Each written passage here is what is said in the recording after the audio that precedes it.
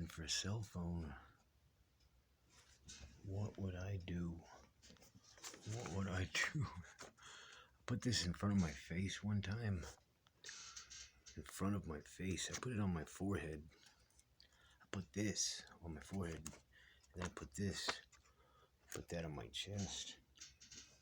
And I thought I was stuck in Davy Jones' locker.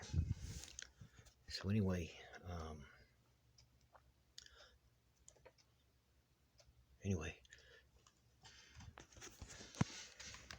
you ever thought that maybe if a binaural frequency is like these sensors they put on people's brains, like they put these sensors on these people's brains, and they pick up their vibration. You know what I mean? Like let's say somebody really smart, somebody's really smart. They put these sensors on the person's brain. Hold on, let me find my sensor. I'm having trouble locating my sensor. Anyway, they put these sensors on people's brains, and then they record it. They record the binary frequency that's coming out of the person's brain, and then they put it on YouTube. So a person who's like desperately seeking some kind of like enlightenment or like, I don't know, some kind of new thought because they're bored with struggling and suffering and all this other stuff. So they're hoping and they're grasping in the dark, like hoping that they find something that actually helps them come out of their mundane existence of always making the same amount of money and never really moving forward in life, being subjected to people who have sort of an adverse mentality as far as like people who are very different, sort of being in conflict with each other because I don't know. I've never really been in that position in my life until I started listening to frequencies and vibrations and stuff. And then my life became kind of difficult. You know what I'm saying? The stuff I was doing before I started listening to these vibrational frequencies and all this was pretty awesome. It taught me a lot. It taught me a lot about things that you wouldn't learn otherwise. So I began to wonder if these vibrational frequencies were just a distraction. Some of them actually worked. I will say that. Like there was one called Stealth Safety Consciousness that I listened to by Dr. Virtual 7 that it actually made me more super conscious of things that were bad for me. Pretty awesome. I didn't have to read a bunch of books. I didn't have to do a bunch of other stuff just to all of a sudden use what was already up here. You know what I'm saying? Because in reality, you know what's good and bad for you. You kind of like condition yourself to do things that are bad for you because, first of all, there are many factors and reasons why you would do that. As far as like, if you're around a bunch of people that are doing shit that's bad for them, you don't want to stick out like a sore thumb. You don't want to be the guy that's like the good guy around a bunch of guys that are poisoning each other and making fucking videos of it and making, wow, that's exciting, that was fun. And then you're trying to prepare yourself to be around your children and all this stuff, and you think to yourself, I'm pretty sure my 5-year-old kid wouldn't like me being around a bunch of people that were trying to poison me or threaten me with bodily injury or violence or mental telepathy of sort of an evil nature.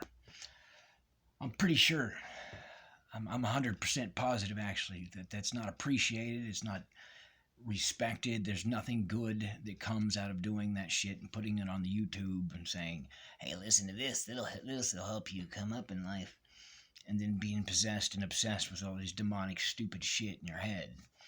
I have never done that. I've never done that, but there are people that do that. These people are fucking morons. You know what I mean? Do you really think they can't find out who made these videos or whatever? You know what I mean? I understand. I know they can locate me anytime they want. They've made that abundantly clear. You know what I'm saying? So anyway, um, the internet's not really secure anyway. You know what I mean? Like it's sort of an insecure mechanical animal. You know what I mean? Like it's just not good. You know what I mean? Like I would put stuff on Facebook just reaching out because I was kind of don't know how to communicate with people anymore. You know what I mean? Like I'm not very good at it. And then I would sort of draw all this negative bullshit to my life. Like I had been threatened. Many bad things came out of just stuff that I had pitched onto the internet. It wasn't even really anything. It was just fancy words, you know, because I'm a writer. That's kind of what I do. Some of the words I take seriously. Some of it, I think, you know, I was trying to comfort people who were in a time of great pain and sorrow. And I saw that it did help people. You know, there were certain people that even if I wasn't able to, like, be perfect man and, like, perfect man, that I would say something really beautiful and hope that I could show you why I meant what I said, and then not be able to because of money and time. If you think about that, if you think about how ridiculous that is, how our society is basically arranged around time and money. And when it comes down to it, every other day when you get into a position to where it's like, okay, your best friend is like questioning his loyalty to you because of time and money, then you realize that 98% of people in the world are basically delusional. That we're all veiled in illusion, because what's going to happen when they put money and time before loyalty and friendship and loyalty go out the window.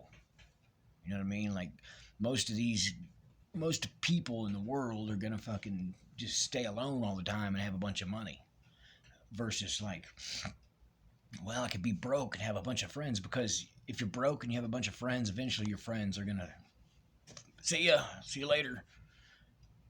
And that is 98% of this little social experiment that I did in my own personal life, and found out that, yeah, there's no such thing as real friendship anymore. There's no such thing as real freedom. There's no such thing as real liberty. Everything is contingent on those two illusions. And some people would say these two keys, time and money, are more important than respect, loyalty, honor,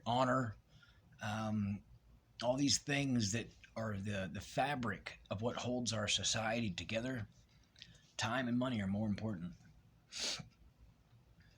So I'm not disappointed, I'm not sad, I'm not mad, because one thing I do know 100% sure about for myself is that faith in God trumps and is way more important than time and money. Because without faith in God, time and money are just fucking tools. They don't have any real. And faith in God to you could be collective consciousness.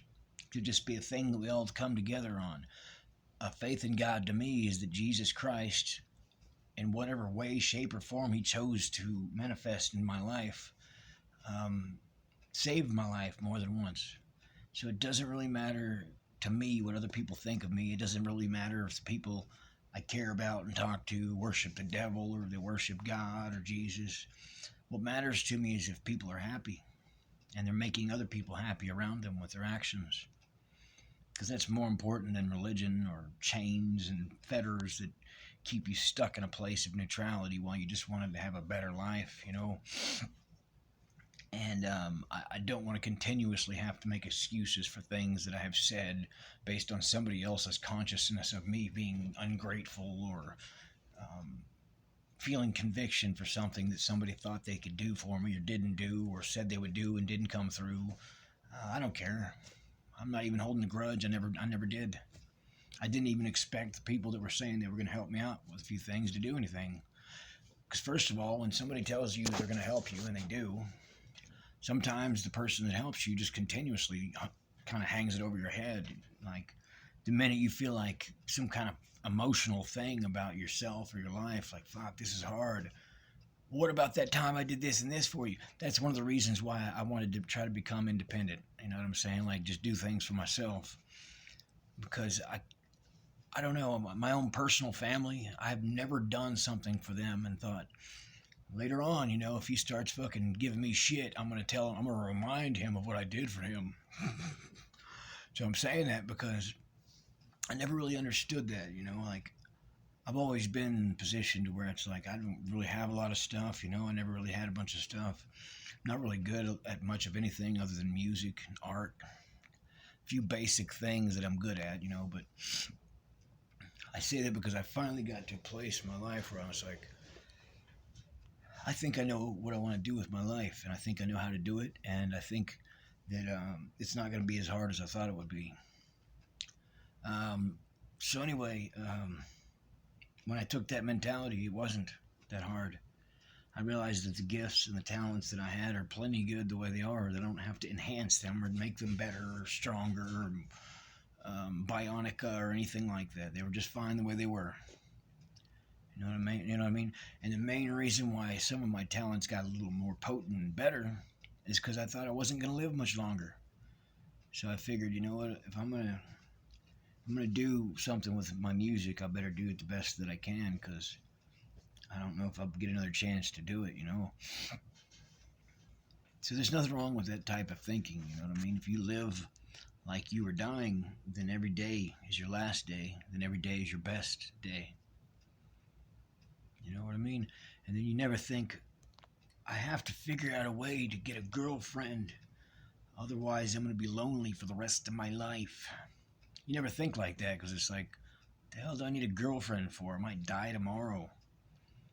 I'm going to go jump through a bunch of flaming hoops just to get this chick to look at me or talk to me. And they're just making an effort to talk to her and then feel awkward and uncomfortable and weird because I am awkward and uncomfortable and weird. At least I'm honest. At least I don't go around fancying myself up, making myself look all fake and shit, trying to get girls that are fucking not even interested in me, you know what I mean? Like, hey, let me go just get my buddy's girlfriend over there because he's not home right now. At least I'm not that guy. I could have been that guy, and I wasn't that guy. Never been that guy. I've had a few of my friends act like that guy and mess around with somebody I was very in love with, so I ain't mad about it, but that's not the kind of friends I want in my life anymore. You know what I mean? If I say that I could be around your friends or your stuff and not take it or do anything harmful to it, then you know 100% I'm not going to mess with it. I'm just not that kind of guy. I don't care if you are. I really don't. I'm not going to change my character based on a bunch of motherfuckers that don't mind changing their character because they're fucking kind of chicken shit is a good word for it. Because a real man wouldn't change his character just to fucking better his own stuff, forfeiting the fact that he, have to step on some people around me to just get something I want. That's called the animalistic mentality. It's not human, it's not man, it's an animal type of mentality. Because the same thing that you could do without stepping on people, because you can do it without stepping on people, all you'd have to do is change your mode of living. Like you'd have to change the way that you do things. And that's the reason why I say coward. Coward. Because if you continue doing the same shit just because it's easier for you, then you're a fucking coward. Because you could do something different and stop trying to fucking take advantage of people and still get the same results. And I'm not talking to any individuals. I'm not talking to people. I'm saying that it happened to me a few times, and I kept thinking, if I was cold-hearted, calloused, and mean like these people, then I could probably acquire some of the things that they have. And then deep within myself, when I was in my prayer and meditation, I was like, that's just not me. There's nothing that I could ever do to make me like that. I would feel like I had given up the biggest part of my soul by doing that. I'm not that kind of person. You know what I mean? I don't want to step on somebody to get something I need. I don't want to fucking use somebody up and throw them away just to get something I need to prove something to myself because I'm insecure. I don't need to do any of that because I'm not insecure. So anyway, the main reason I said that was that all of that shit, like you listen to a negative frequency or a positive energy clearing frequency, which are very good. They're very good and they're very helpful. And you don't expect all this negativity that you've had trapped inside of you to come out. then you'll be kind of confused and angry. If you're expecting it, because it will happen, then you'll be prepared for it and you'll have a way to channel it and direct it. Because you can use that same negativity that's trapped inside of you to get rid of something outside of you that you don't want. I've done it a few times already and it works just fine. And it doesn't matter what you label it or what you call it. It was this kind of magic, or it was this kind of magic. It was God, it was the devil. It doesn't matter what you call it because they'll always change the names of it. It doesn't really matter. The thing that matters is that it works. So I thought that was really cool, as far as like, I spent all night listening to a negative energy frequency. Never thinking that if I listen to a negative energy frequency, I'm going to wake up and be in kind of a negative type of mentality. You know what I'm saying? And I did. I woke up and I was fucking negative. I was pissed off. And right about the time the negative, hateful feeling was going away, I started getting physically sick. And then all of a sudden, the physical illness just went away. So it's not really describable in words. It'd be hard for me to describe to you how a negative energy frequency could actually heal you and make you appreciate the positive energy field that you already have within you. But it's pretty cool, though. It's just not really something I would suggest for people who have to work and have jobs and wake up and go take care of their kids and all this shit, because it's very difficult to do it that way if you got like a job, you got bills to pay, you got all this other kind of responsibility you got to take care of, and you're learning about new types of medical science or spiritual science that's very relevant to the time that we live in and very relevant to people around us that can actually benefit from the same information, the same knowledge. But because the job market, a corporate economy doesn't really respect or honor that type of thing, we are subjected to being pushed into MHMR buildings or mental health clinics when the answers are right here. There are more answers in here for why you feel like you're have mental illness or you have depression than there are in a pill that you could take. Because a pill is like a Band-Aid or a crutch. You know what I mean? It doesn't really resolve the problem that's in here that makes you want to be depressed or feel defeated by stupid word games and head trips and shit. Because none of it really matters. You know what I mean? Like, you can take that pill as long as you want, probably get rid of your depression. Eventually it's going to come back because you've never really dealt with it. You're just taking a pill to cover it up. That is no different than smoking a joint or doing drugs. It isn't. It is no different. When you get sober and you start being sober and then you're taking these pills to cover up your feelings, that's no different than just doing a drug. Why even be sober? You know what I'm saying? So I found that to be 100% true, because what happens is not only am I not doing the drugs I like, I'm taking drugs I don't like that cause things like erectile dysfunction, anal seepage, mental blockage, all these other stupid shit that marijuana actually does not inhibit. Marijuana actually does the same thing. It actually decreases depression or things like that. So I thought it was funny, that I'm actually sober. I'm not doing anything. I've been sober for going on 5 months. And I'm not having to take any kind of pills other than fucking abscess teeth problem pills. So I just thought that was relevant to a lot of the stuff that's circulating through the internet as far as like these binary frequencies, that they will actually help you do what it is you're trying to do. There are other things outside of just listening to a sound that you have to do. You can't just listen to a frequency and expect things to just happen just by listening to something. There are actions you have to take behind listening to it. This has been the case for me, that if you actually do things in accordance with the frequency that you're listening to, it will increase your chances of achieving your goal. And it has for me a few times. So I thought this was also important for people. If you check it out or you look on my thing or whatever, then I'll share more of any progress that I've made, because obviously I can't get a hold of certain people I've been trying to get a hold of for about 3-4 years now.